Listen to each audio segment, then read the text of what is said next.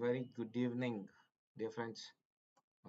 The final session of SAH, and today we have a few more things to cover, which will help you craft very good and very impactful essays. Okay, and if I can remind you, so whatever we are going to discuss today is the garnish, right? Remember yesterday I told you whatever we are going to discuss today is the garnish, and the crux of it, the core ingredients, is what we have covered so far.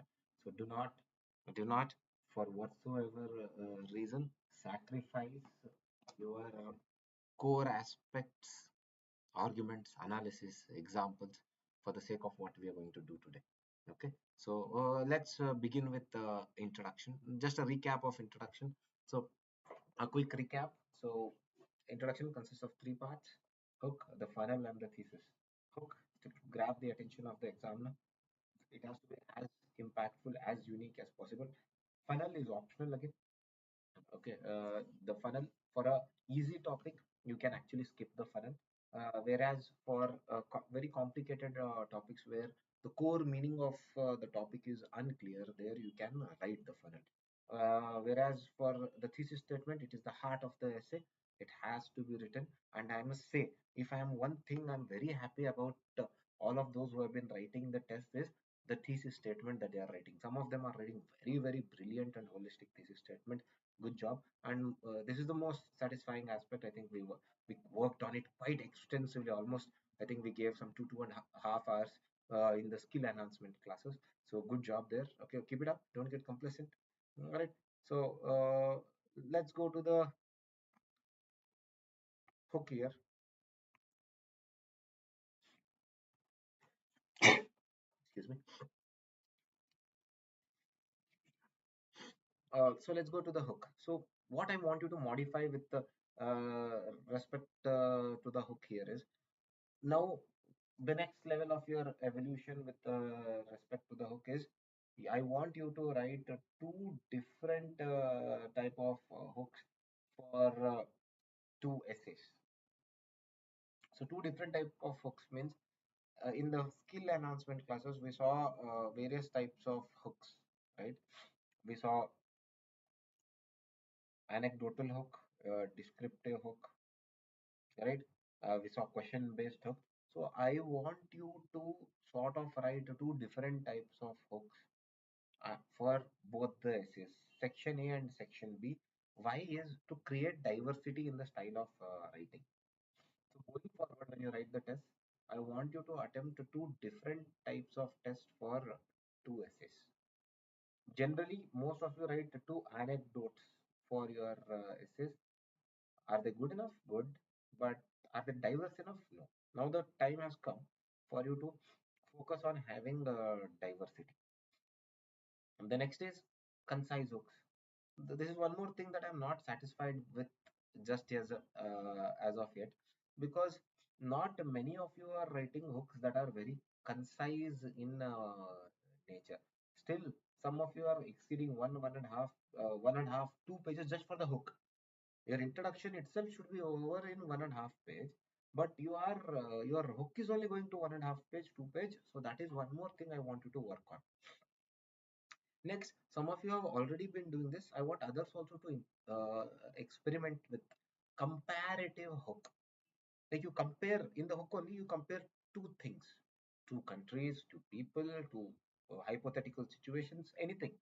So try and write a comparative hook where you are comparing two different things. And when you are writing a comparative hook, my dear friends, I want you to remember, do not compare apples to oranges, right? Do not compare apples to oranges. Compare apples to apple. Got it? What I'm essentially trying to say here is, if at all you are using comparative hooks, the comparison should be between like things. For example, you can compare, like, Mars orbiter mission and Chandrayaan. You can compare Chandrayaan 2 and Chandrayaan 3. You can compare SpaceX and an, ISRO. But some people uh, compare, let's say, Chandrayaan 2 with the INS Vikrant, just because both are related to something with related to science and technology, and I don't want that happening, guys. Okay, so comparison should be between the likes. Okay, don't create a divergence where there is absolutely no comparison. So comparison should be between apples, not between apples and oranges. The next thing I want you guys to do is cliches, and I want you to avoid them. Some people are still writing cliches as a hook. If at all you have to use cliches somewhere, use them in the body. Okay, never start with a cliched hook. Now, worst case scenario, what to do if at all in a worst case scenario, you will your see time is running out. It may so happen in the exam. The time is running out and you are unable to sort of write, and you are unable to think of a hook that is unique. So for that, you have to remix the hook. So what do you understand by remix?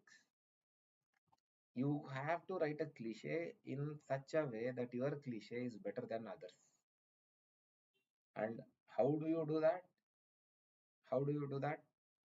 It's by vocabulary, your language.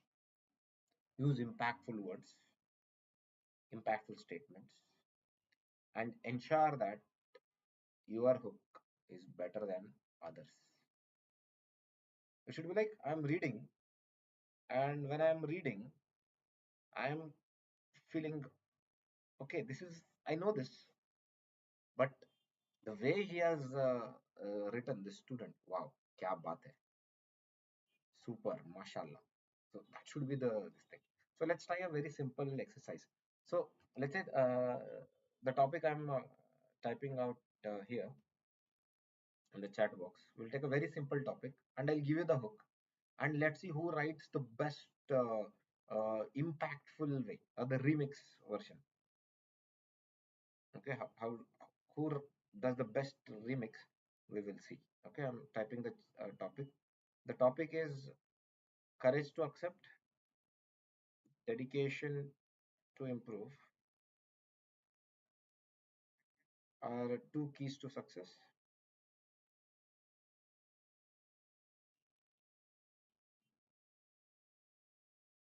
I'm unable to type it here.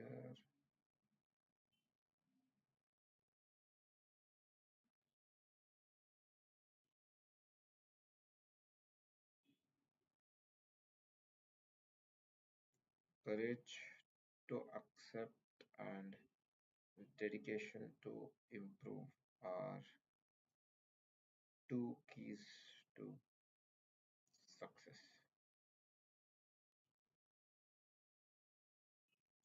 The hook is Thomas Alva Edison. His to select, failure to do the light bulb. Okay, so I'll give you 5 minutes. Not five, four is enough because it's a most used cliche. So Thomas Alva Edison's failure, repeated failure, and then finally his success to write, success to invent the light bulb. Okay, so get started. 4 minutes and time starts now.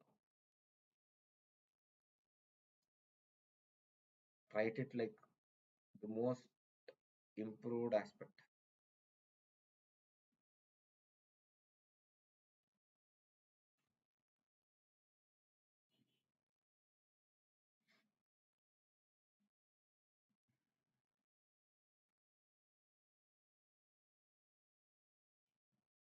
Remix it so that your cliche is better than everybody else.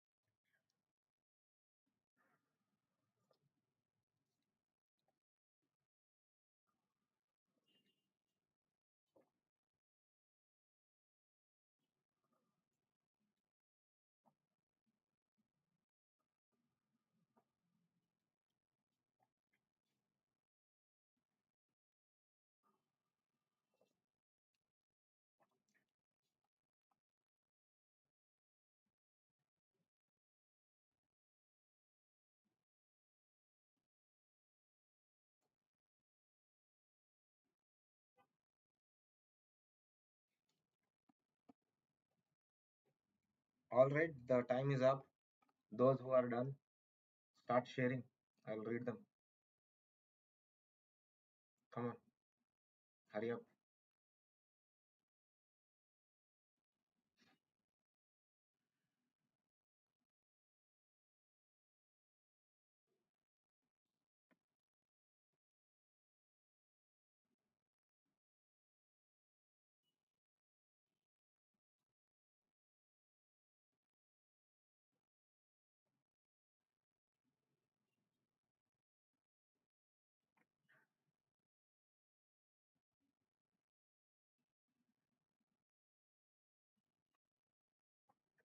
Okay. In any journey, the uncertainty of outcomes is more than certain ones.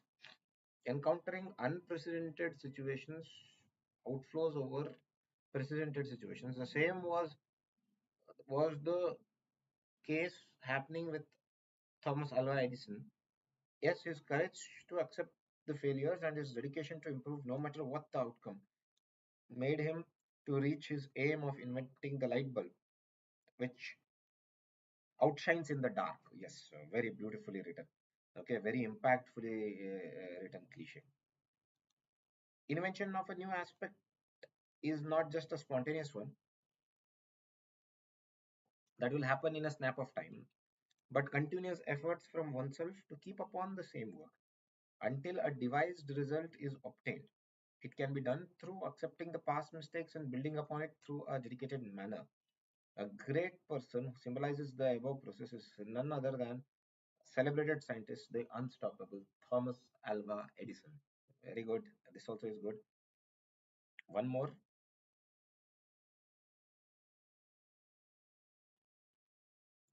Thomas Alva Edison, who failed frequently, in fact, sometimes took thousands of attempts in his experimentation of light bulb.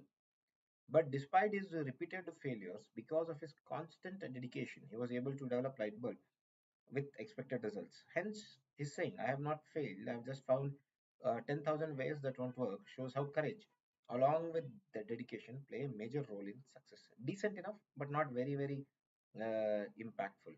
One more last I'll read, and then we will go on. Light, Light, light, a universal component which has a power to destroy and power to give life and sustenance of it. To create the light, it needs a lot of virtues and hard work. Although many scientists approached nearly to invent electric bulb, but they failed in both creation and continuation. But Thomas Alva Edison, who accepted his inabilities and failures, learned from them and improved his invention till enlightened himself to lighten the world. Very good. Good job. Okay. So, yes, good job, everyone. I think so. You have learned also. And then one more way is lesser known facets of cliche. Now, everybody knows uh, Thomas Alva. Everybody knows Thomas Alva Edison and his light bulb story. But how many of you know that Thomas Alva Edison had one of the largest number or highest number of patents to his name? And he was not just involved in invention of light bulb, but with many more patents, power generation, and there are patents with something related to even banking and finance, if I am not wrong. So try to, if a cliche is there, try to look at the lesser known facets of that. Now, Arunima Sinha, all of you use Arunima Sinha. She fell from the train, lost her legs. She had the courage, resilience, and now she became the first female amputee to climb the Mount Everest. Now, everybody knows that. I also know that. Examiner also knows that. But do you know, Arunima Sinha did not just climb Mount Everest, she also became the first amputee to climb highest peak in all the continents, not just in Asia when she climbed the Everest, but she climbed the highest peaks of all the continents. So let's say I'm reading Arunima Sinha, climbed Everest. Okay, blah blah blah blah. Then somebody writes, Arunimashima, first female amputee to climb all the peaks in all the continents. And they're like, wow, I did not know that. That will serve as a hook. What you are serving so far is a blunt hook. The fish are not catching on to it. So, my dear friends, so two things: either go for the lesser known facets of the cliches or remix. So, I think it's a very simple technique, use of words, okay, which will further refine in today's session. Okay, let's go to the next part: thesis statement recap. So, as I told you, core argument, okay, point of view of author, both are compulsory, and purpose of the essay. If there is one thing that I'm very satisfied with your batch, okay, is the thesis statement that you people are writing, all of you largely so far. Okay, so are writing a good enough thesis statement, which makes me feel okay, job well done from my point of view. Okay, so not just with thesis statement. I hope in coming days will make me feel job well done for overall aspects of the essay as well. And just to recap, so core argument and the point of view of the author, your opinion on the topic is a must and should, but the purpose of the essay is optional. Okay, this is about the thesis statement. Let's go to the body. Okay, now how, what further, like I've shown you descriptive way of writing body, analytical way of writing body, and also I've showed you the argumentative way of writing body. So now today, how to further make it more impactful in the body. Whenever you are beginning a new dimensions, dear friends, the first sentence should serve as a mini hook there, like impactful writing. Instead of writing something, uh, courage to accept will allow us to, you know, accept our flaws, accept our failures, and learn from the mistakes. It's blah blah blah. It's like, I'll read that and I'll feel sleepy. But if I write it, courage to accept possesses in itself the power to make us grow by embracing our limitations and enriching our life. I'm saying the same thing. Earlier, I was like courage to accept our mistakes, our flaws, and by doing that, we will learn from our mistakes. That is like blah blah blah. But then when I'm saying courage to accept has can create the magic of us embracing our flaws and thereby putting ourselves on the path of growth and self discovery. Whatever you want, but write it impactfully, the first sentence especially. So, this is one technique where you can use for some of the paragraphs. And next, my dear friends, one thing that you are lacking so far is the coherence between a statement and substantiation.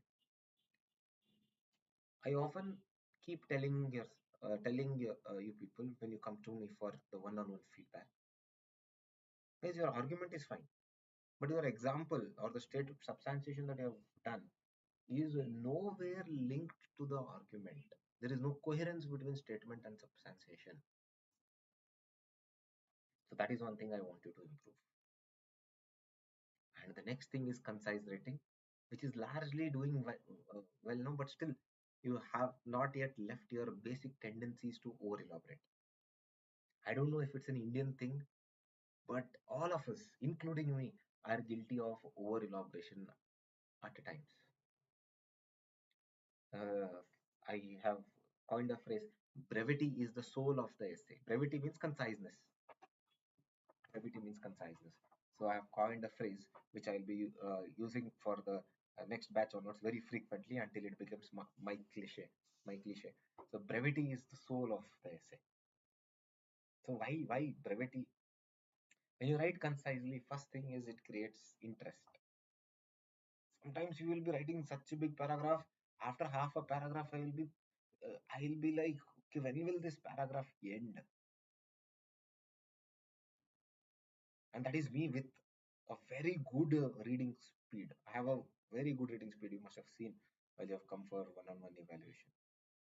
Now, somebody who doesn't have a very good reading speed, if we write two big paragraphs, he will either lose interest or he will be like, I'll penalize him to, I'll penalize him for making me put extra effort or boring.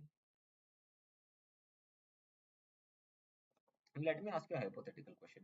Let's say you have two people.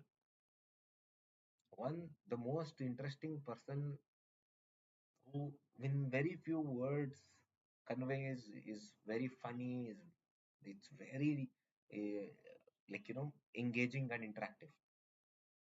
And then there is one more person who tells long stories, long life lessons, which makes you want to sort of bored and go to sleep and run away from there. Obviously, you prefer the person one, right? So be the person one for your examiner, because person one is preferred, person one is rewarded. And UPSC is telling that concise writing, to write concisely. That's what we started off with. And the next thing is persuasion.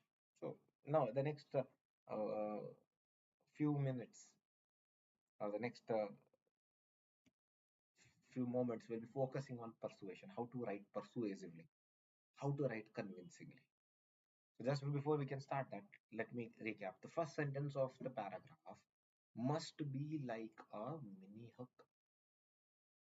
There should be coherence between statement and substantiation, like the statement that you're giving and the example that you're writing. And you should write concisely, and you should write persuasively. So this is the thing. These are the things. How to write persuasively? Let's begin. Yeah. So the first thing here is what constitutes a persuasive writing, and then how to write. We'll come there. Okay. And then we'll do a few exercises. First is vivid language use. Now, when I'm saying vivid language use, my dear friends, I'm not telling again Shashi Tharoor kind of language. It's about using good words. Like you're writing, we have to improve things. That is my first statement. If I have to use it in a vivid language, we have to elevate our performance. So there is a stark difference. We have to improve things, elevate our performance. Elevate our performance. The meaning of the both the phrases is same, and which one is more vivid and impactful? Obviously, elevate our performance. Next, ask questions, but not too much. Asking questions, but not too much. So how? Okay. So let me just take a phrase and show it. Or first, let me finish all these six and then go to the next slide, and then we will. I'll take a phrase and I'll show it to you. Ask questions, but not too much. Next is using similes. What are similes? Similes are you use something to give analogy and compare. It makes your language vivid. And again, I'm telling you, whatever we are doing here, it should be only selectively. Remember, this is the garnish, guys. This is the garnish. You remember that guy who had become viral on Instagram, that chef, that the salt bay who used to put salt like this. That whatever he did like this, right? That was the garnish. He used to cook, cut, do everything, and his signature move was just to put like this. That's the garnish. And remember, that was the end, and that was very mild. But if you do it too much, if I put too much salt, nobody will eat your dish. Next, one more effective way how persuasion works is being be organized and clear. Let me give an example. Dear friends, UPSC mains in 2025 is approaching. There is just 89 days between prelims and mains. That amount of time is very short to improve your mains game, including essays. So, dear friends, try and write as many essays as possible even before the prelims, so that after prelims you will have not much stress to write essays, and whatever time you have you can effectively utilize between GS optional and essay writing. This will help you pay dividends. Now, am I being organized and clear? Probably not. If I just tell you, guys, there are 89 days between prelims and mains. That is a very short window. And in order to effectively utilize that time, in order to effectively utilize those 89 days, it's better to start early and write a lot of essays before prelims itself. Here I was organized and clear. I told you a proper roadmap, structured way. There I was like some 90-year-old grandpa I was speaking. Don't be a 90-year-old grandpa who keeps on boring people. Be like concise. As I told, brevity is the soul of the essay. Here also be organized, clear, crystal clear, and build credibility and authority using hamster Q. Now, those of you who have forgotten what hamster Q is, I'm talking about the substantiation which we learned during the skill enhancement classes. H is for historical event, A is analogy, M is mythology, S is the statistics, T is a theory or a thinker, E is an example, R is a report, and Q is a quote. So these are the things that you can use to build your credibility and authority. What we study in ethics, ethos, pathos, logos. These are the basic tips of persuasion. So what are ethos, pathos, and logos? Let me know in the comment box. Let's see how many of you remember ethos, pathos, and logos. Ethos, pathos, and logos. Come on, quickly.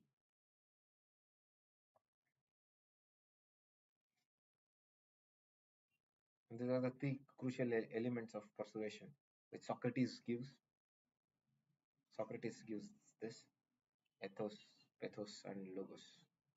Let's see how many of you remember that.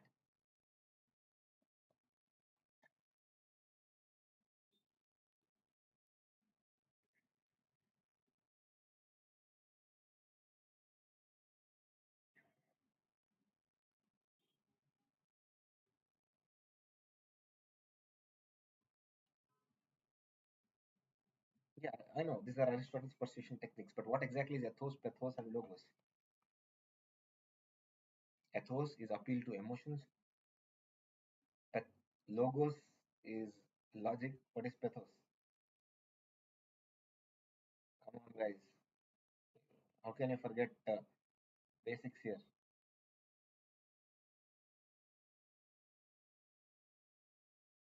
Come on, quickly. I'm waiting.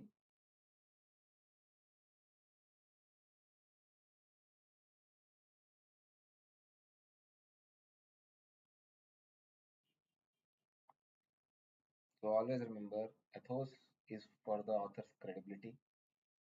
Pathos is for emotions, and logos, as the name says, for logic.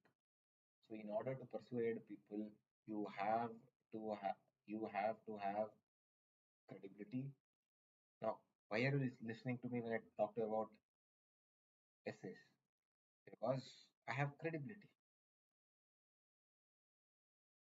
I have produced toppers. I have produced one of the top scores in the country. And also, as an aspirant, I should score very well in essays. That means I'm a credible person when it comes to, I'm an authority when it comes to essay writing.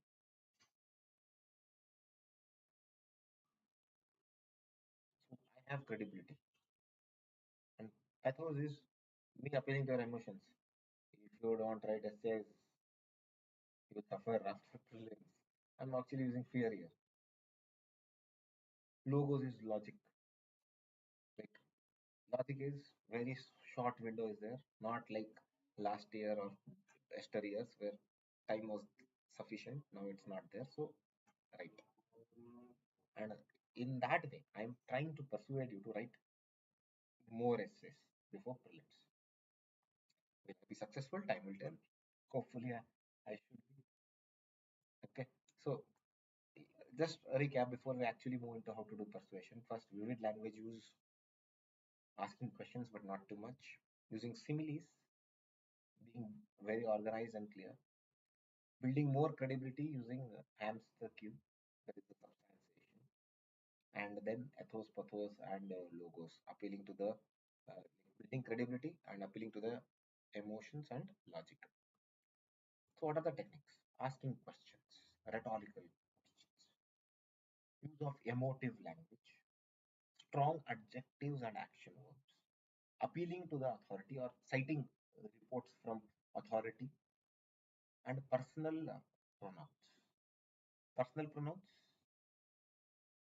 appeals to authority, strong adjectives and action words, emotive language, and rhetorical questions. How to do all that we will see. Okay. Emotional, emotive language means don't make it melodramatic, first of all. And I have told you rhetorical questions means not everything should be a question. And strong adjectives means not Shashi Tharoor language, proper adjectives. Appeals to authority means giving citing reports and citations. And personal pronouns, we or us. I have always told you the personal pronouns for essay is we or us. Like how we have how the non-binary people use they, them, or like that. So the personal pronouns here is we or us. Okay. I'm sharing some files in the Telegram channel. Just check them out.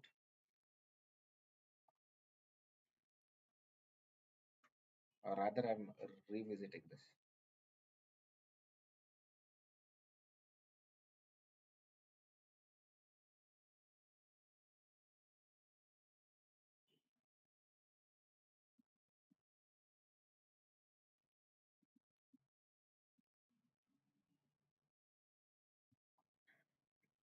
So I have shared three files or revisited those three files shared earlier for the previous batch. One, two, and three. Okay. One contains persuasive phrases, two contains similes, and three will be the exercise that we will be using. Okay. So let me just open it here also. So if you see what is this, whereas examples of simile, as busy as a bee, as fast as a cheetah, as slow as a snail, as sharp as a razor, as steady as a rock. So, for example, let's say Dr. APJ Abdul Kalam. I'll just further zoom it in.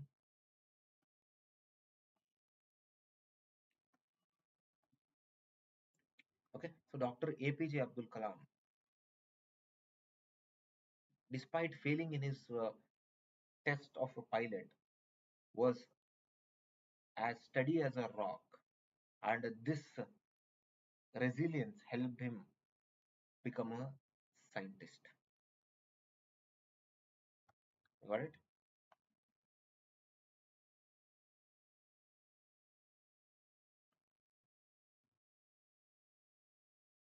So, or Socrates or Buddha, as was an as wise as an owl, who gave us eternal wisdom.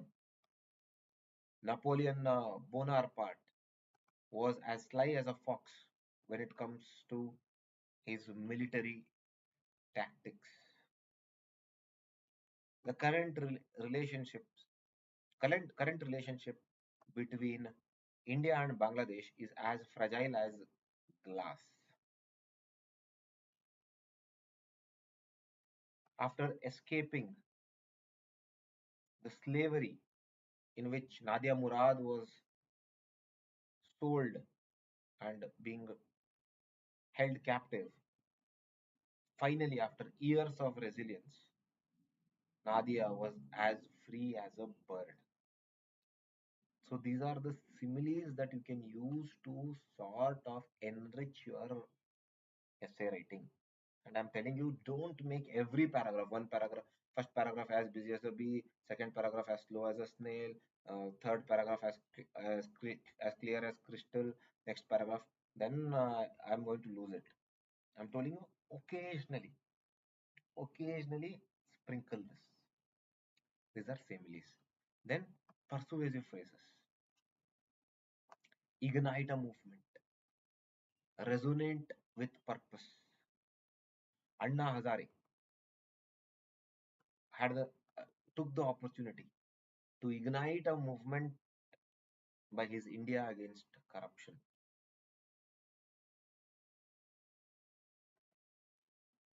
Mahatma Gandhi's Satyagraha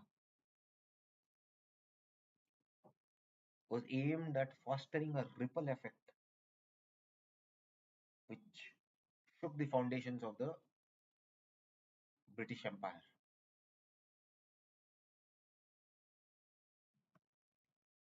We, so I'm now, if you can see, I'm using the personal pronouns we or us. We must forge a path of progress to end poverty and malnutrition in the country. We must empower the change makers to ensure that the 33% reservation in the parliament is it reaches to fruition. So persuasive phrases. So more than the similes, I'm more interested in the persuasive phrases. Similes can be used very sparingly. Persuasive phrases little bit more than similes. Okay, so keep glancing this and keep using this. Okay, so now coming back here, the last part here is a rhetorical questions. You need to ask questions, right? So I'll just show you one. Okay, if you can open this class exercise. So the first one, okay, we'll do the I'll do the first one. The concept of being equal before a wave. Okay, first I'm reading it out. Concept of be being equal before a wave suggests that regardless of our differences, we are all subject to the same natural forces. So this is in the third document that I have shared.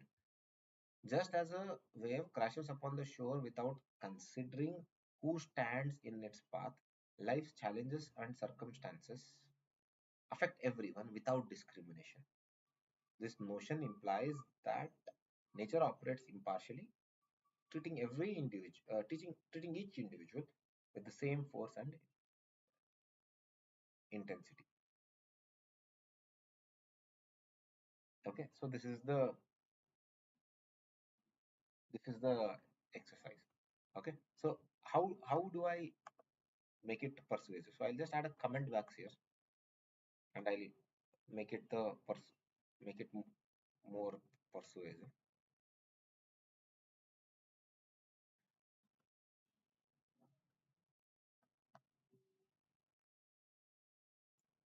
Rather than comment, I'll add a type text.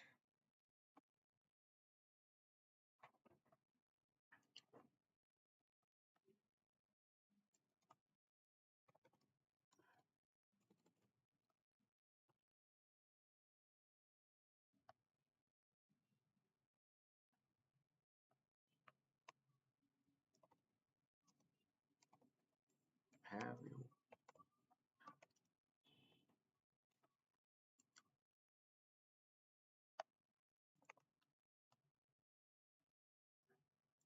have you witnessed the wave crashing on the shore?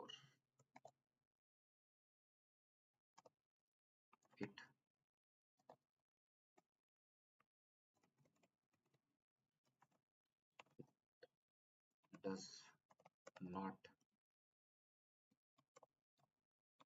discriminate.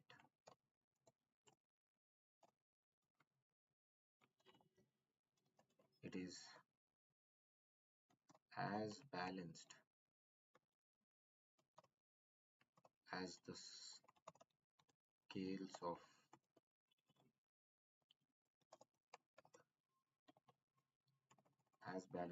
scales of justice.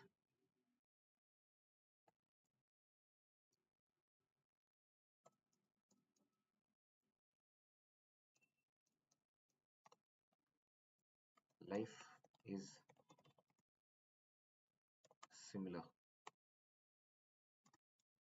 It happens and keeps happening.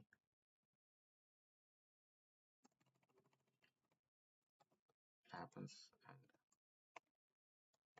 keeps happening. We just have to ensure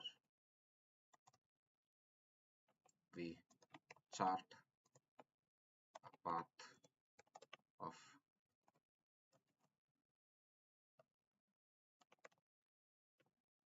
progress despite life's trials and tribulations.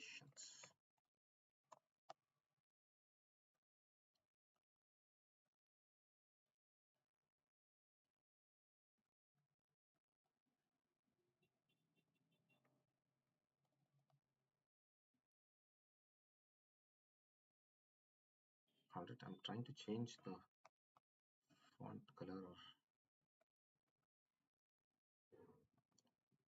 so that you can see better.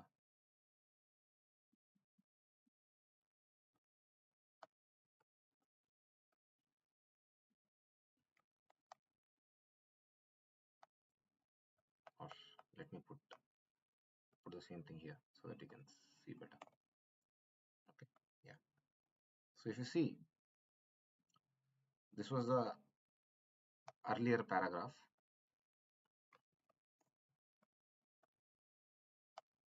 The concept of being equal before a wave suggests that regardless of our differences, we are all subject to the same natural forces.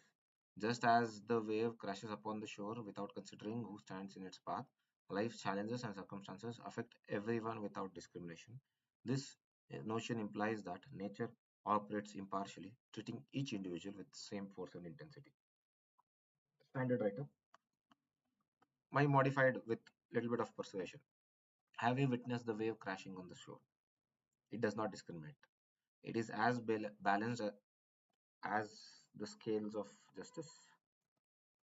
As balanced as the scales of justice. Life is similar. It happens and keeps happening. We just have to ensure we chart a path of progress despite life's trials and tribulations. So I use one question. I see generally one thing is enough. Either a rhetorical question or a simile or a persuasive phrase. Just to show you, I used all three. Okay. So how about you use one of them and apply that to the first one. Okay. Apply that to the same here. The concept of the wave, the one which I just did. Do that and take a pic and send it to me. And I'll give you 4 minutes for that. Okay. 4 minutes for that. Time starts now.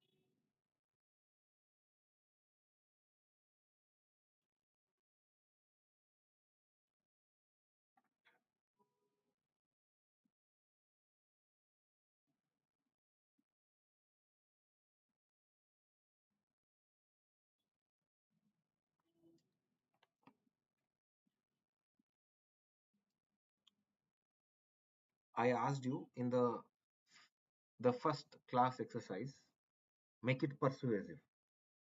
The first one, same one, the wave one, the concept of being equal before the wave. Do the persuasion part, like how I did. Either you use a question, or you use a simile, or you use a phrase. Do the persuasion. Make this persuasive, like how I just did, like this. So make it persuasive.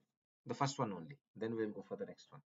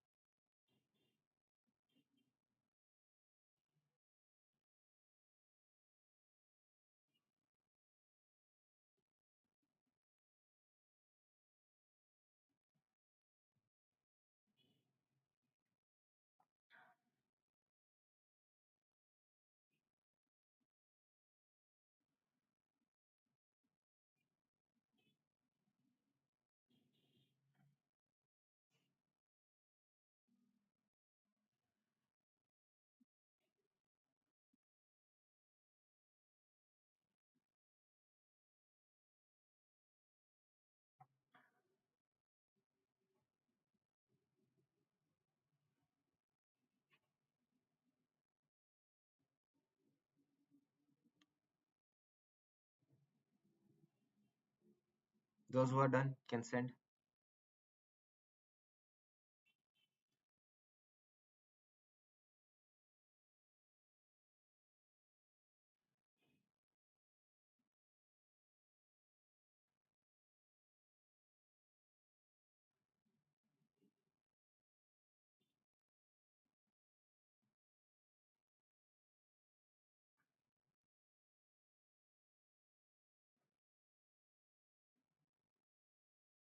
Come on, quickly. Those of you who are done, send. Let me read a couple and give my feedback on that.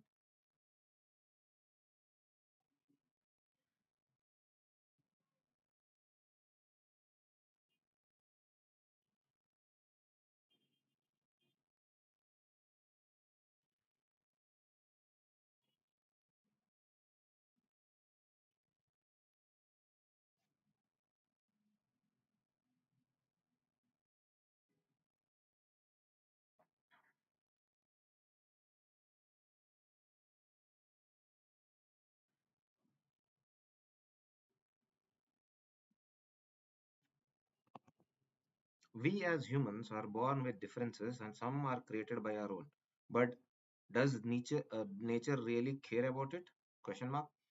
When we look at the wave crashing upon the shore, everyone is treated equally, irrespective of differences. Therefore, it is important for all of us to analyze ourselves through natural laws for sustainable living. Okay, good enough. Persuasive.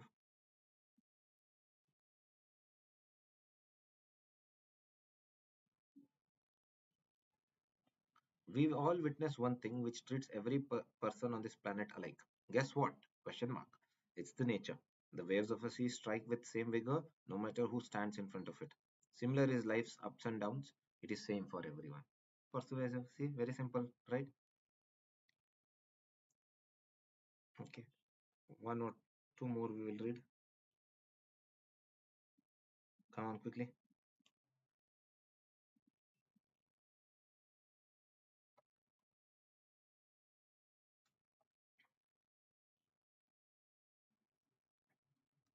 Do you know impartiality is the rule of nature? Affecting like a balanced force, the waves of the ocean hit people, hits the people whoever stands in front of it. As rigid as a black stone, waves do not discriminate and affects everybody equally. Like a strong steel string, men who are strong can withstand them. So good enough. Okay. Persuasive phrases. One last. Does wave which crashes on shores differs in intensity on similar places? No. So why does we human differ in our approach in different in differential manner with respect to gender? Fair enough. Let's go and do for one more. Okay, the second one, a technical topic. First one was little philosophical, so let's do it for a technical topic. The second one, 4 minutes again. Okay, be very quick.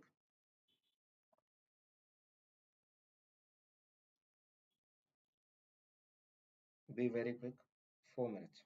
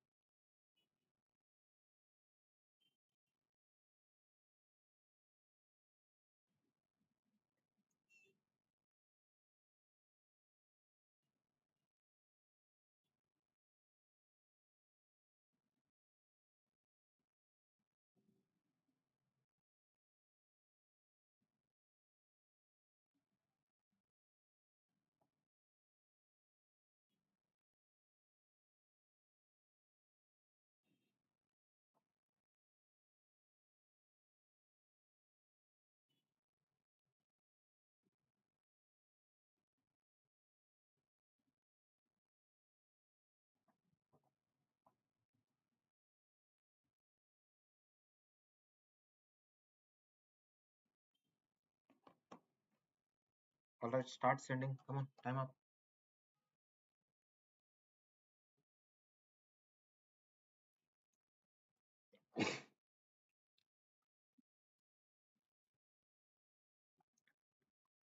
First, I'll read the given phrase here. Policy paralysis refers to a state in which a government or organization encounters challenges when making and executing vital decisions. This condition often emerges due to a blend of factors like political disagreements, administrative inefficiencies, and external pressures. This situation can result in stagnation and dearth of advancements in addressing urgent matters that require immediate attention.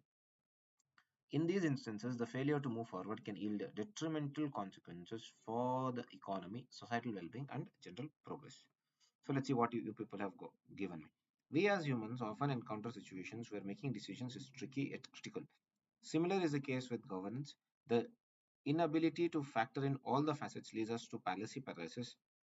In these demanding times, ethics come handy. Decent enough. Okay. Decent enough. Let me read one more. We might have all the worldly resources to tackle any issue with respect to policy aspects. A simple problem, a simple problem just might be solved simply in a straightforward way.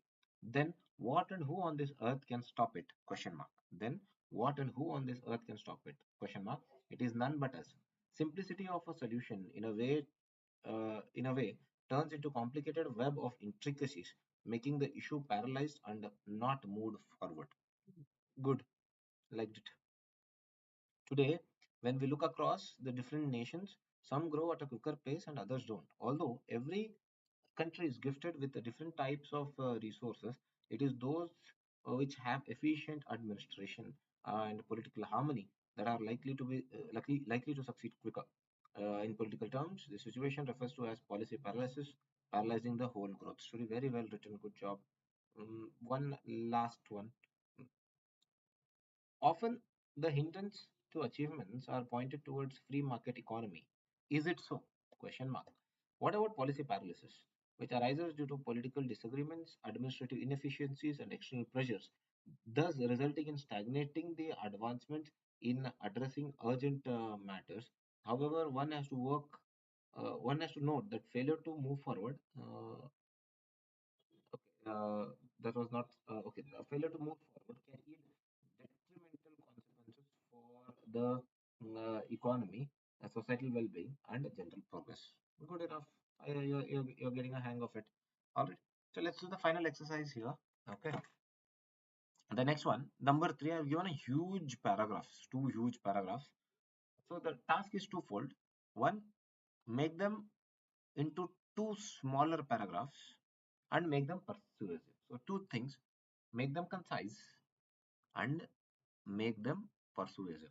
And for that, I will give you eight. Since the paragraphs are little big, I'll give you 10 minutes only. Okay, take 10 minutes. Both paragraphs should be concise, very concise, as short as possible, and both paragraphs should be persuasive. Okay, so that's about it. The third one. Both paragraphs concise, both paragraphs persuasive. Time starts now.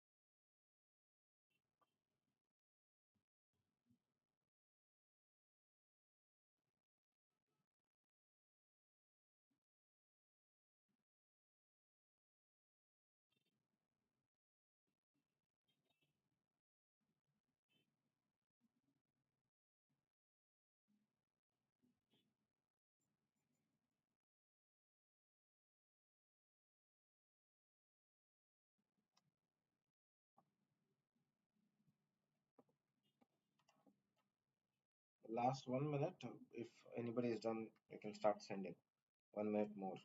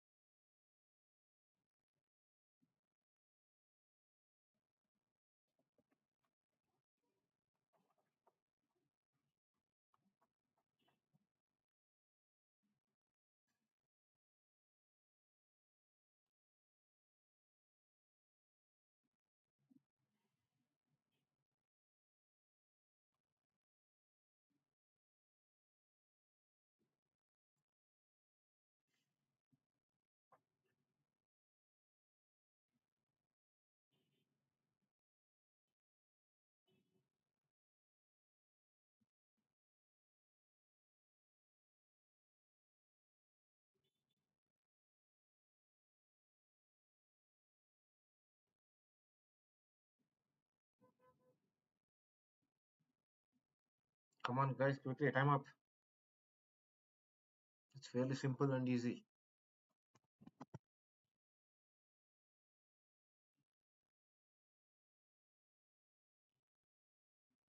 Yes, I know it's very difficult to include so many elements, but you need to prioritize. That's the exercise here. Focusing on the conciseness, the brevity. Brevity is the soul of essay, but also to write impactfully.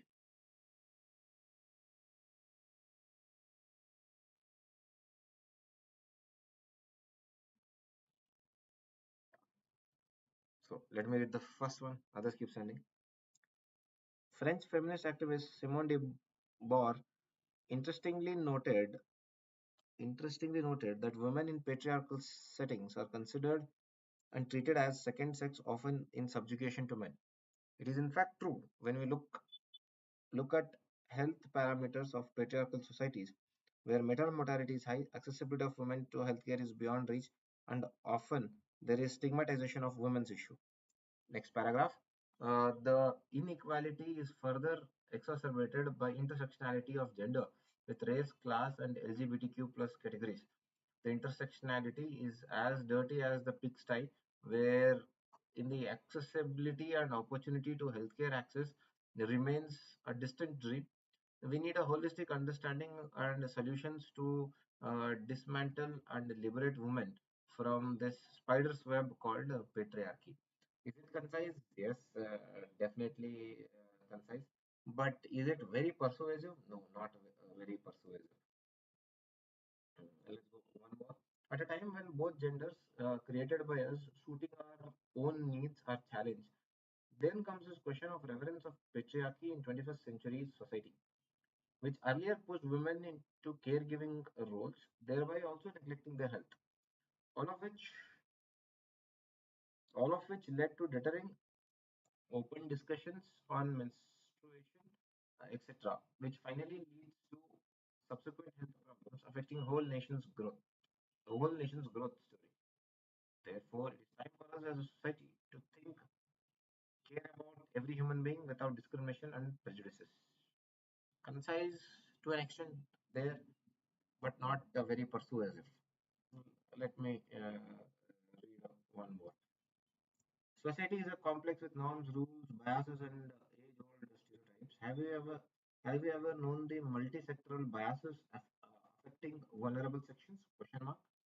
Patriarchal outcome, which is like a web of spider, connects and affects too many institutions and results varied outcomes like reproductive health, a lack of rights, and on one's own body, mere own body, etc.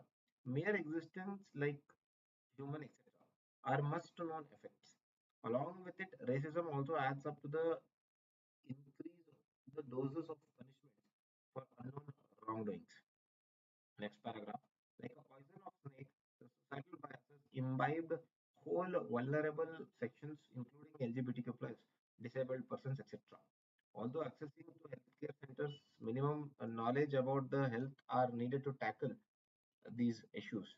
The holistic approach to dismantle these structures and getting out of the web is needed for equitable future for all, both concise as well as persuasive.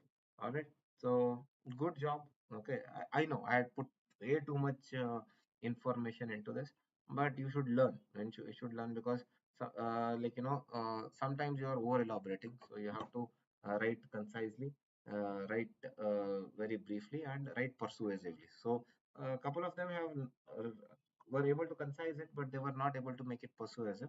So ensure it should be both. Okay. And what you could do is all the previous essays that you have written, you can do this as a home exercise. You can select a section of the essay, and with that section, one paragraph which you have written very elaborately, and obviously it will not have much persuasion. So make it concise and make it persuasive. So in this way, what will happen here is you're making it more persuasive and you're making it more concise. So more practice will happen, and most importantly, the source of material you are using from your own, right? You are using your own writing as a source material. So in next time when you write an essay, at the outset itself, you will remember to make it persuasive. All right. So okay, let's go back. Okay, so this is about the persuasion technique, and also one more way is with respect to a few more sample phrases. Let us consider XYZ. Like, let us consider the situation of patriarchal structures in our society, or when we think or ponder about the patriarchal structures in our society, as we navigate further into the societal restrictions because of patriarchy. Imagine or picture or envision this scenario where the society is free from the shackles of patriarchy. Let us pause and reflect upon whatever we have discussed so far with respect to patriarchy, and then ask ourselves a question: how intersectionality is making patriarchy worse. So kindly note down these also additional phrases. Let us consider XYZ when we think or ponder about XYZ or ABC. As we navigate further into the discussion, imagine, picture, or envision this scenario. Let us pause and reflect before we can move on. Just note down these simple phrases. If you find any further phrases, you can use them, add them. There is no restrictions. Okay, it just have to be it can either be vivid language use. This is nothing but vivid language use. Ask questions. Okay, if possible, ask questions. Use persuasive phrases. So there are lot of ways of doing it. Okay, so note this down quickly.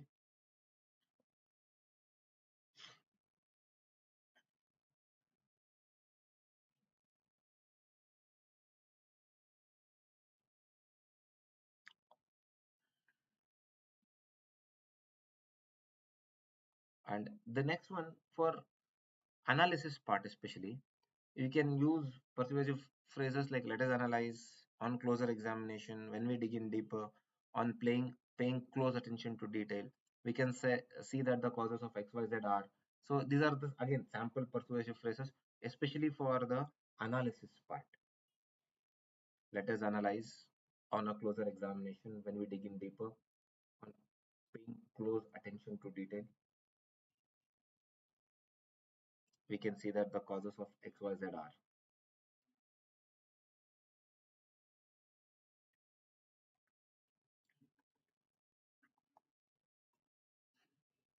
Okay, let's do one more quick exercise before we proceed further with respect to persuasion and conciseness only. What I was telling, we'll do one sample here only. Your own essay, pick a pick a section, pick an essay or a paragraph where you have written way too much, and obviously where you have not written persuasively. Concise it and make it persuasive. Take a pic and send it to me, before and after, both. I'll reply. We'll not discuss that because I know you people very well. If I tell you do it as at your home, I know it's not going to be done anytime soon or ever. So let's do it at least one. Take one paragraph, okay, where you have written very elaboratedly, and where I have written in the evaluation, write concisely,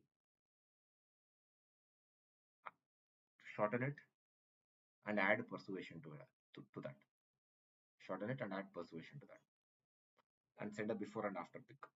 And I'll give you 4 minutes for that, and time starts about now.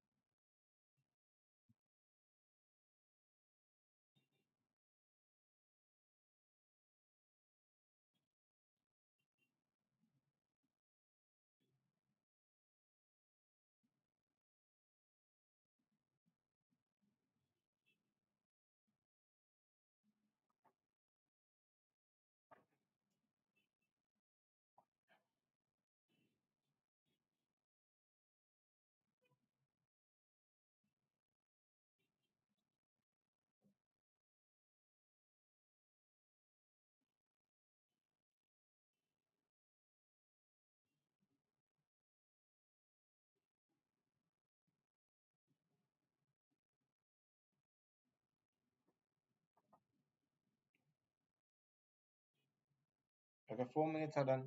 Come on, quickly share your before and after pics.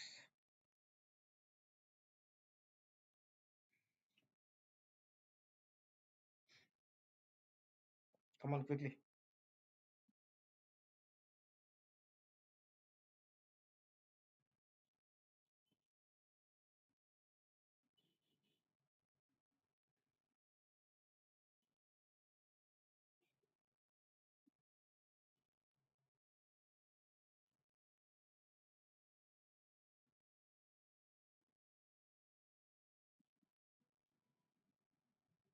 And keep sharing as we proceed because I'll give this feedback individually, right?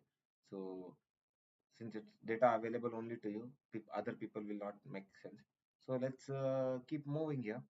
Okay, and with respect to cliches, okay, what do you do about cliches? So, see, one thing I think you would have realized by now that not all dimensions you will be able to write unique examples. Not all dimensions you will be able to write amazing examples.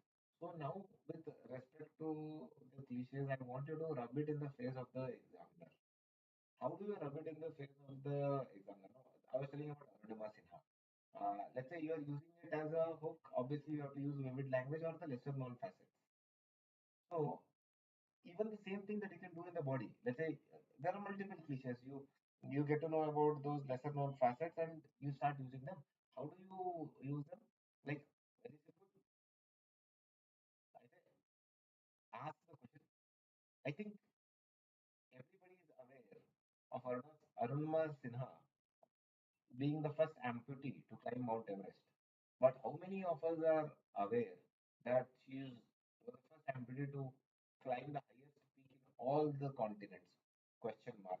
And that shows her courage, commitment, and perseverance. Something like that, where you are actually telling the examiner, sir, not only I am writing a lesser known facet, I am also writing the unique part, and also I'm whatever the cliche is there, that also I know. I'm rubbing it in your face, or combine the cliches. Let's say you have a unique example for a dimension, and you have also you also know a cliche. So same thing, you can rub it in the face. How? Let's say, for example, everybody is aware of Dr. APJ Abdul Kalam's story after he failed as a pilot and became the scientist and the people's president. But how many of you, but there is a similar story far away in America where Terry Fox, okay, a cancer patient, okay, a cancer patient, but never gave up. And though he was suffering from incurable cancer, ran a marathon to create cancer awareness, showing true testimony to his showing true testimony to the courage, to the perseverance, something on those lines. So, cliche, especially in the areas where you know the lesser known facets, especially in the areas that you have unique examples, make it more interesting. Make it more interesting. Tell to the examiner, sir, I know unique example, and I'm also reminding you that I know the cliche, so I deserve, I think, at least one more mark than the others in this dimension. See, everybody has written the same thing over and over again. I'm not only writing better than them, I'm reminding you that I'm writing better than them. So, in that way, what will happen here, dear friends, is the examiner will feel, okay, yeah, this is unique, and this guy is unique compared to others also. So in that way, right? So that makes a hell lot of difference. Okay. So cliche, whenever you have unique dimensions or whenever you are aware of lesser known facets, rub it in the face. Now, this is not a like a very impactful, very impactful technique. But I want to teach you to do some manipulation with the quotes, like how to do a jugaad of the quotes, especially.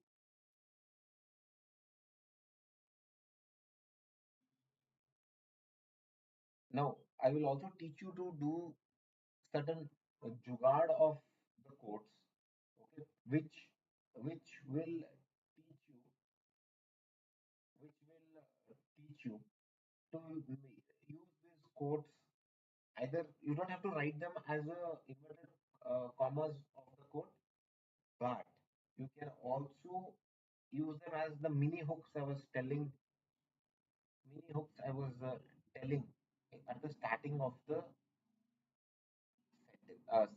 paragraph. Okay, so let us start here. Let's say there is a quote: "The future belongs to those who believe in the beauty of the dreams." Okay, the future belongs to those who believe in the beauty of their dreams. Let's say there is another quote: "The only thing we have to fear is fear itself." Actually, this is a negative quote. We'll use this quote: "The journey of 1,000 miles begin with one step." And this is my reference quote. Okay, Mike,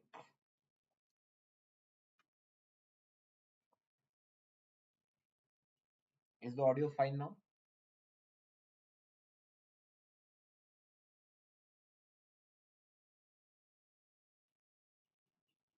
Kindly let me know in the chat box if the audio is fine.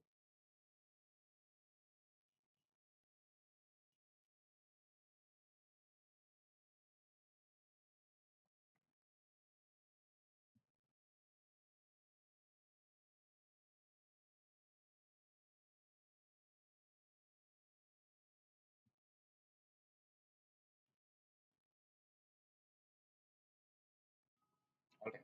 If there is any issue later on, let me know here in the chat box. So I was teaching you. Let me start again with this. So what I'm trying to teach you here, it may not be very effective and impactful, but sometimes it may help. Okay. So what this is one way to generate the starting statement, which is very impactful. Okay. To generate the starting statement, which is impactful. That is the technique that I'm trying to teach. A mini hook in that paragraph. So you have added a few quotes. Let's say you have a quote or a collection of quotes. Let's try and manipulate them. Let's take two quotes. The first quote is this is the reference quote. This is the quote that we have. "The future belongs to those who believe in the beauty of their dream." Let's say this is the given topic. So this is the topic on which we are writing an essay. "The journey of 1,000 miles begin with one step." Okay. So first one is the quote that I have added. This is the topic. "The journey of 1,000 miles begins with one step." So how do I generate an impactful phrase? By mixing or manipulating the quote. So let's go back to the quote that I have added. "The future belongs to those who believe in the beauty of their dreams." So I will tell the first step is a walk into the future. And as we keep walking, we realize that we realize that the future belongs to us, and that realization reinforces our belief. What I'm trying, what I what I just did was took two quotes, whatever I wanted, I selected that and tried and modified it into a impactful statement. You have to write it like a statement only. You cannot write a quotes anonymous, nothing like that. Just merge and mix. Okay,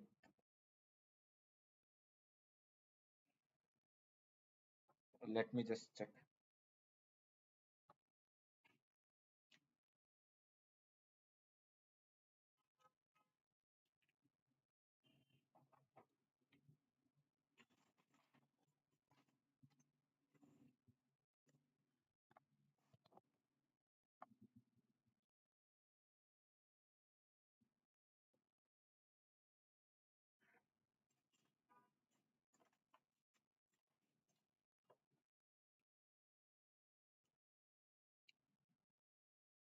Okay, audio check again.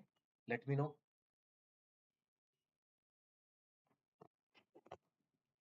Quick audio check. Are you able to hear me now without any breaks?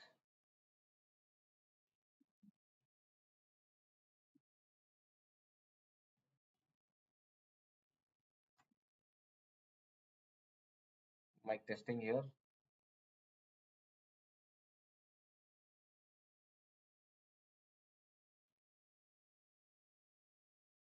Okay. I don't know what's happening. Everything seems to be fine here. Okay. If there is any disruption, let me know. So quickly. Uh, so again, let me. I think we are interlinking. So let's go back to interlinking. So this is the reference quote I have added. The future belongs to those who believe in the beauty of their dreams. And this is the given topic. The journey of 1,000 miles begin with one step. In the body, in some paragraph, what I do is the first step is a step towards future, which reaffirms our belief that if we keep chasing our dreams, sooner or later, the step one or sooner or later, one step could transform into 1,000 miles. So I had a ready-made quote or a by-hearted quote. I just applied it to the topic and I molded it.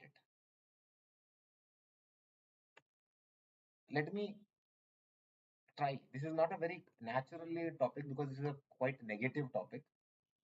Okay. So if at all this is the topic, I'll try and apply our reference code.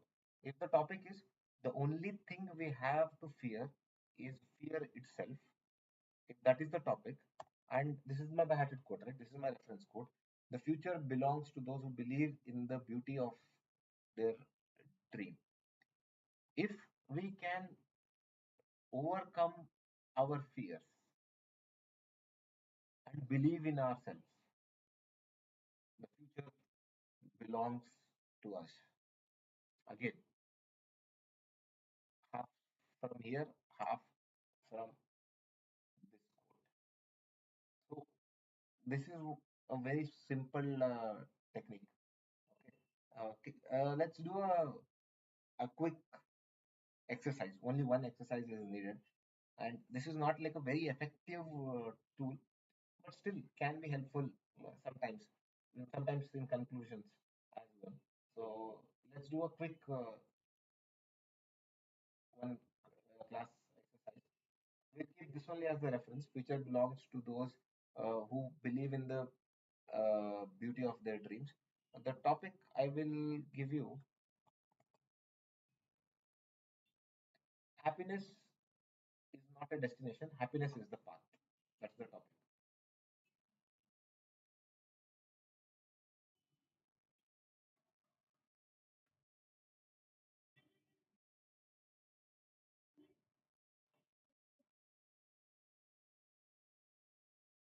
Happiness is not the destination, happiness is the path.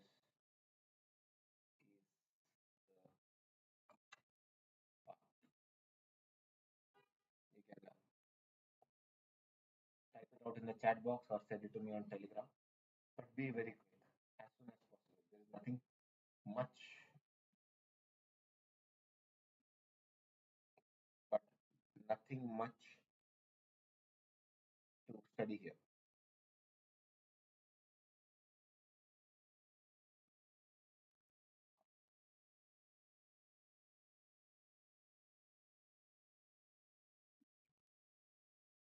Come on, quickly. Happiness is not the destination, happiness is the path. And this is the ready-made quote. I want you to apply that to this topic.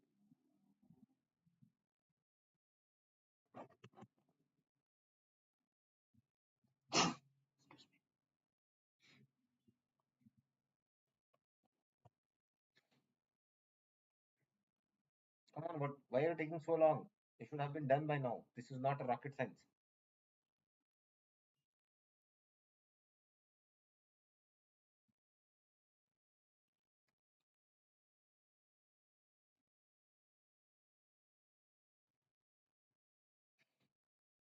quickly, quickly. I thought by this time the session would be over. A couple of mic issues and taking a little more time. Come on, not needed.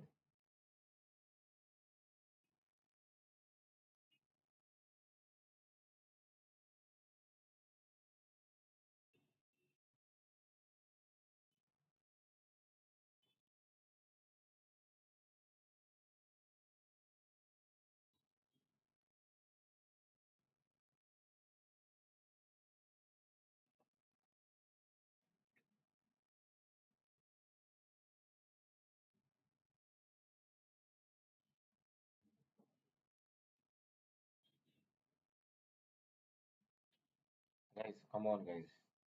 Not a single one has sent, either on Telegram or in the chat box. Sometimes it makes me wonder, is my internet working fine or no?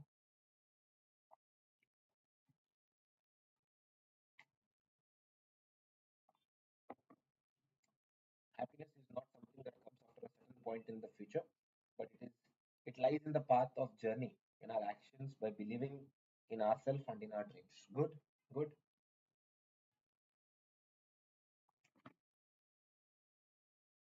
The happiness now and the happiness tomorrow belongs to those who believe in the beauty of their path.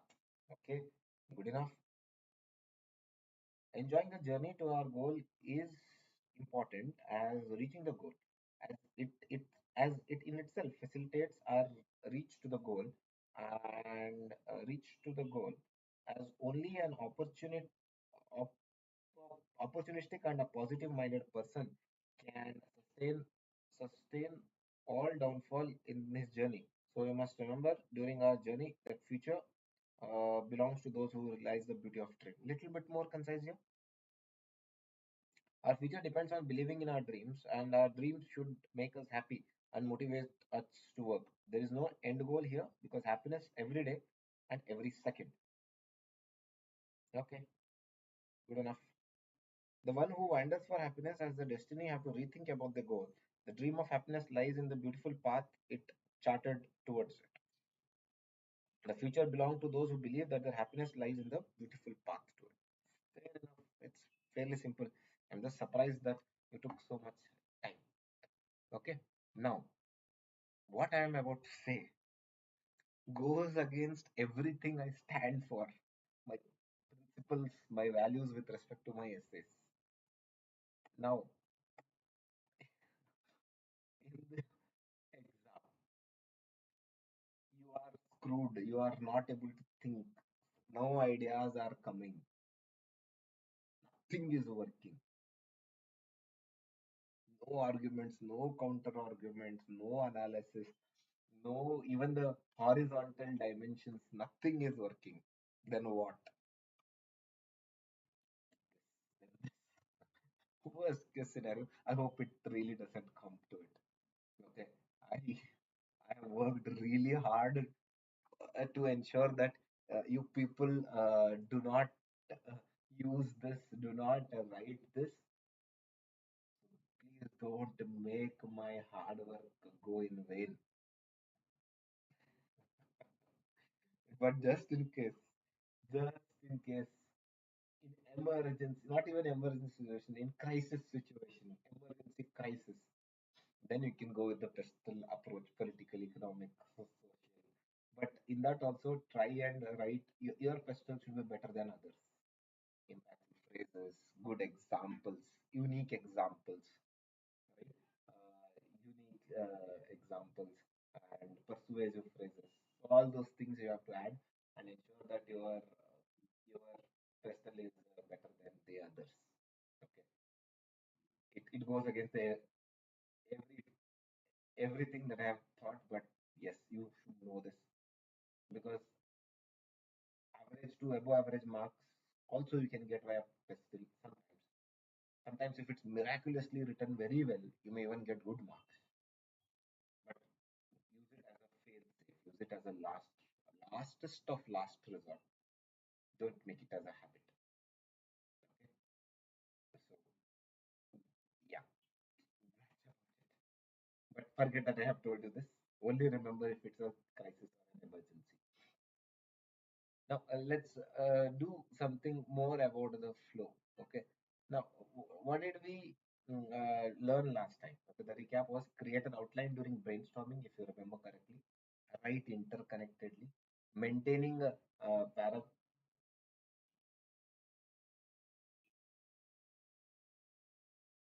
I think the voice is fine now. Just confirm.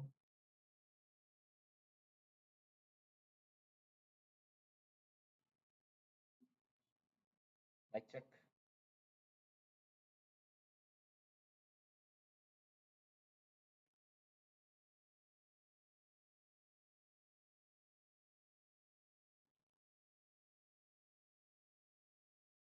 Mic check.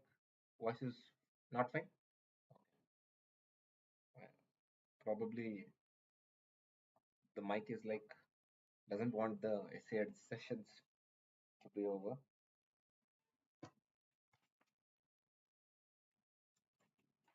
How about now? I'm speaking through the system. No, I was not holding it close to the collar. I was holding it away from the collar. Some people are telling I have to hold it little farther. Okay. Anyways, I have gotten rid of the headphones, which are supposedly to be very good for speaking. Okay, let me directly speak into the system now. All right. So, recap of flow. Okay. If there are any issues, let me know. Okay. And probably it's way of it's fate telling, spend more time together. Okay, because this is going to be the final session for this batch. Okay, so yeah. Mm. Now, last time when we discussed flow, I told you during the brainstorming itself, create an outline, write interconnectedly between paragraphs to paragraphs, maintain paragraph coherence, coherence between the statement and substantiation, and use connective words. Right. So today, what I'm going to teach you is statement and substantiation. Avoid this thing, which you people are doing very often for EG. This is not your GS 1, 2, or 3 or 4, right? Or even write the full sentence. For example has become too much. So what you have to do is in one dimension use for example, in some dimension to illustrate, in one dimension to substantiate. So in that document that I had shared last time for connecting phrases, there are many more connecting phrases. I want you to sort of go through them and use a diversity of those phrases.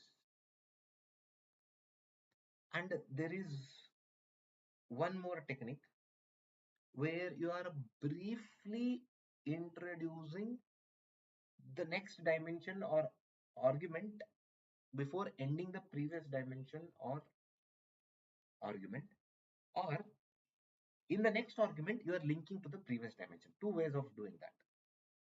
And again, before I tell further, this has to be done sparingly. Not every dimension you do this, it will look very boring. This is one way of generating sort of a natural flow. So far, whatever we have seen, the connectives, it largely is mechanical flow. Yeah, somewhat we are trying to do. Okay, if we are unable to do there, we are using likewise furthermore. That's not very, very organic. One very good way of generating organic flow is slightly introducing the next dimension in the previous dimension, or the vice versa. In the next dimension, linking it to the previous dimension. How to do that? We will take an example here. This one only I'll take. Okay, two big paragraphs that is there. The third one. So the last sentence, empowering women with knowledge and autonomy, is central to dismantling the barriers, dismantling the patriarchal barriers in pursuit of equitable healthcare and reproductive rights for all. So this is the closing statement here for this paragraph, right? So how will I, so, and if you see here, the next dimension is largely about intersectionality.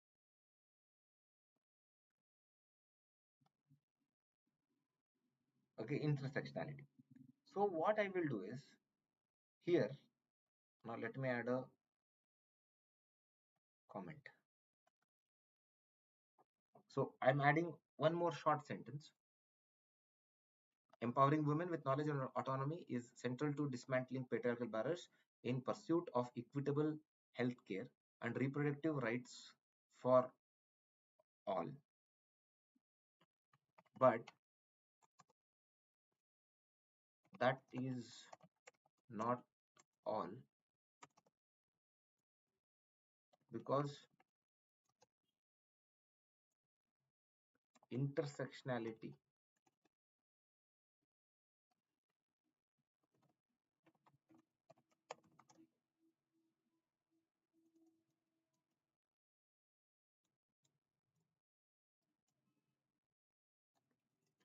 because that is not all. But that is not all, because intersectionality also exacerbates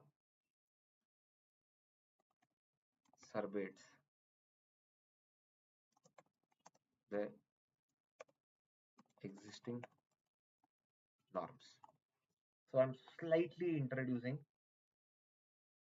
the next dimension here. So I'll end this with, but that is not all, because intersectionality also exacerbates the existing norm. And then when you continue in the next paragraph, when the lens of intersectionality is applied to patriarchal structures, a nuanced understanding emerges on however same thing. So it generates a little bit, okay, once per essay or twice per essay at best, not immediately, somewhere here and there, somewhere at the starting of the body and somewhere at the end of the body, you can try and do that, right? Or the vice versa, like linking to the previous dimension in the next dimension. I'll try and do that now. So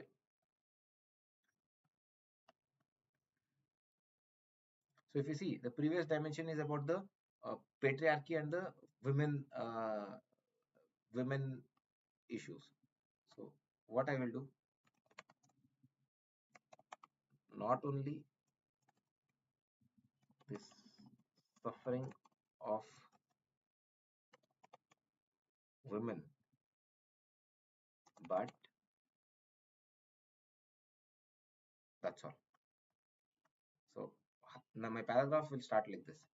Not only the suffering of women, but when the lens of intersectionality is applied to patriarchal structures, a nuanced understanding emerges of how various forms of inequality intersect and compound. So this is the one more thing here where I'm applying interlinking to the previous topic. Clear?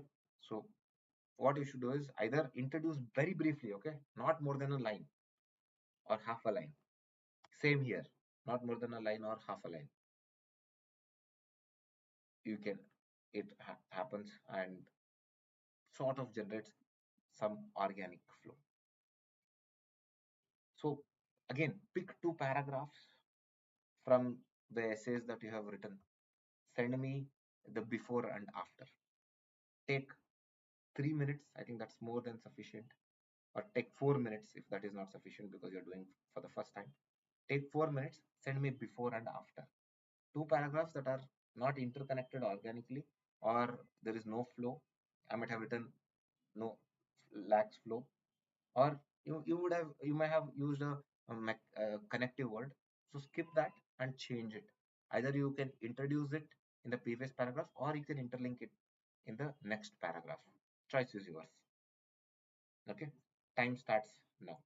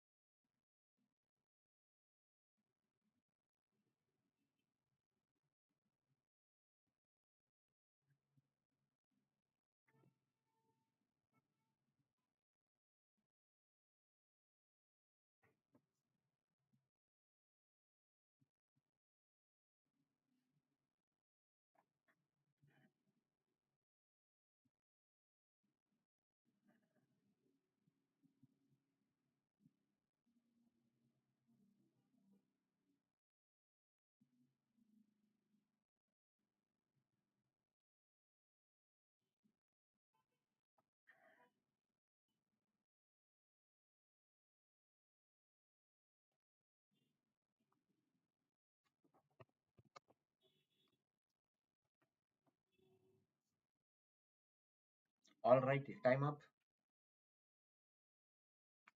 Come on, send me quickly, and I'll glance and I'll get back to you. But again, there will be no discussions because everything is different. And just let me know the audio quality. I'm using a different mic now. If you're able to hear me clearly, if the audio quality is good enough for you, I just shifted to a different wireless mic. Will be helpful for me to decide upon the mic in the sessions going forward.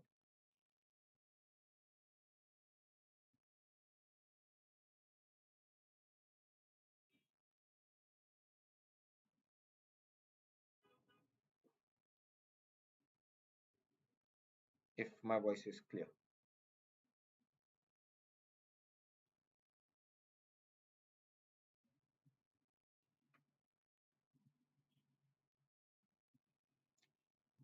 Cool. All right. So let's go to the conclusion. Okay, and the conclusion of the essay, conclusion of the essay edge course. Right.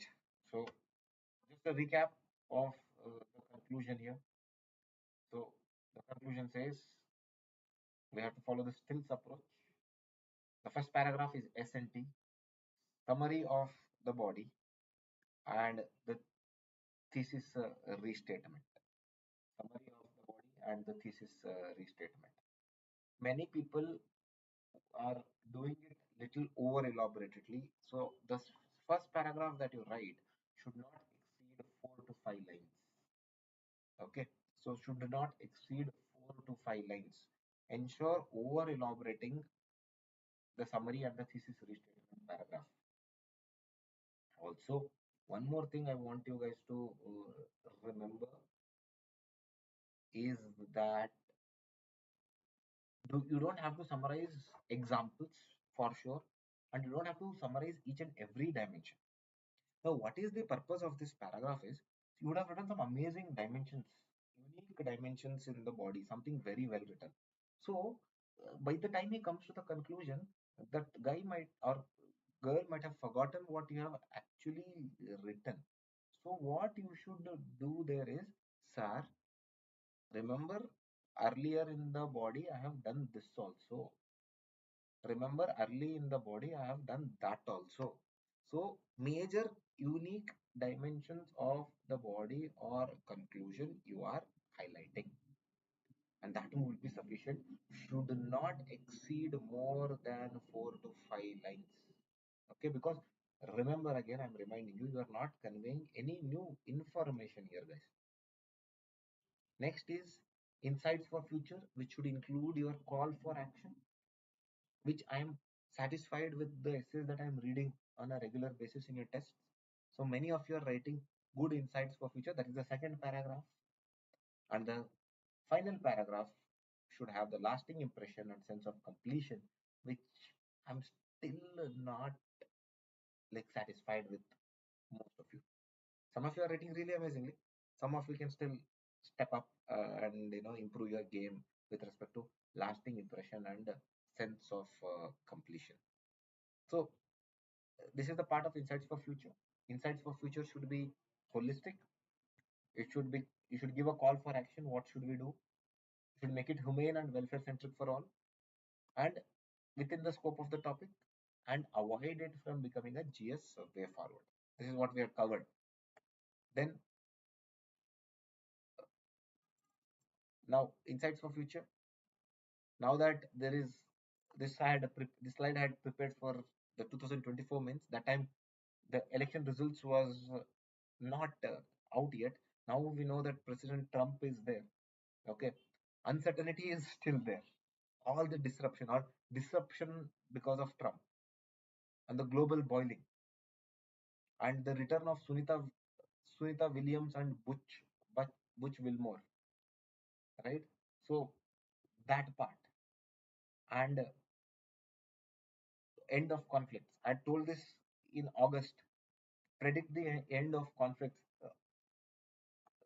Israel Palestine and Russia Ukraine, and those who would have done it, By the time it evaluated, if it around that time, if it was ending or there was hints that it will end, it will create more impact. 2036 Olympics, where India is bidding, and use of phrases and poetry.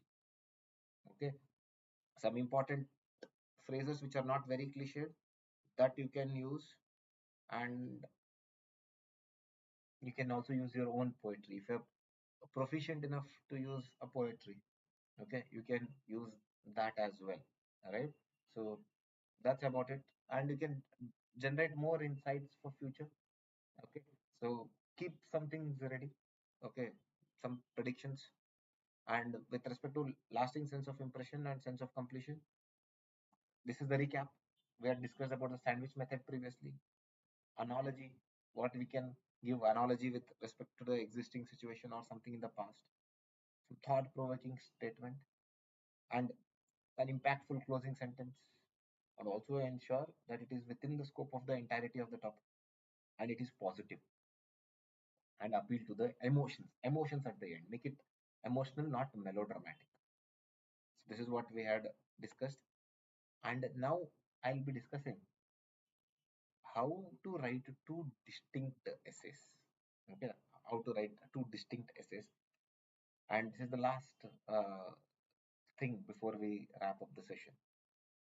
First thing, my dear friends, is selection of the topic becomes of paramount importance there. So select topics wisely. Now, I told you yesterday, as I told you yesterday, there may be two topics in both sections which are similar.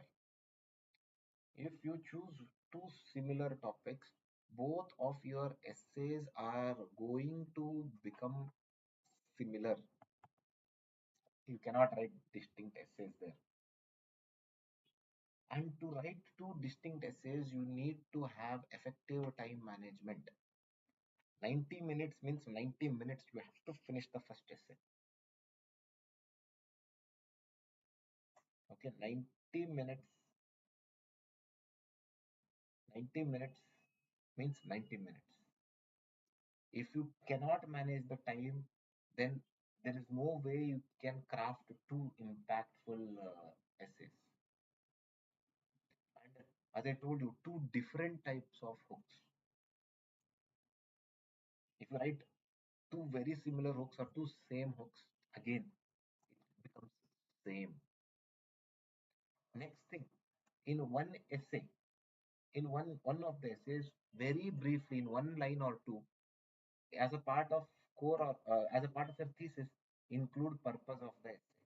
In only one, to create distinctiveness. Okay.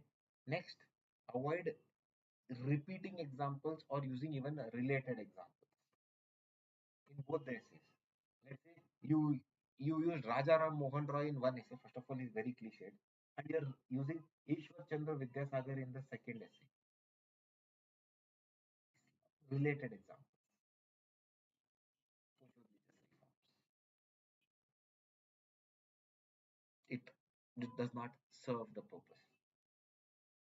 Also, the connecting words, if you're using, some people have the habit of using same connecting words for both the essays or repeatedly using connecting words. See, I have shared the list. You can also add to that list that has been shared. Use diverse connecting words for both the essays so that it looks like two distinctly written essays and two different type of conclusions, my dear friends. Like for example, one is ending with poetry, one is ending with a very good description or a very impactful closing sentence. And one more thing about using poetry is, so if you when you use poetry, it could automatically match to the topic or automatically get linked to the topic. If the poetry that you have used is not automatically linked to the topic, what you have to do is, after the poetry is done, you have to write 2 to 3 lines linking the poetry to the topic. So ask yourself, the poetry that you have written is completely fitting into the topic or no. If it's not, then After the poetry is done, write 2 to 3 lines more and link it to the topic. Okay. So this is with respect to writing two different type of conclusions. So how do you write two distinct type of essays? Two different types of hooks. One essay has a very brief purpose of essay, a single line or two. And next is avoid repeating of dimensions or examples, using unique dimensions in the body, the unique dimensions in the body. That is obviously that will give you a distinctiveness or edge, and two different type of conclusions, and using different connective words also. That will give you a distinctiveness there over others. And ultimately, the time management will come with practice, my dear friends.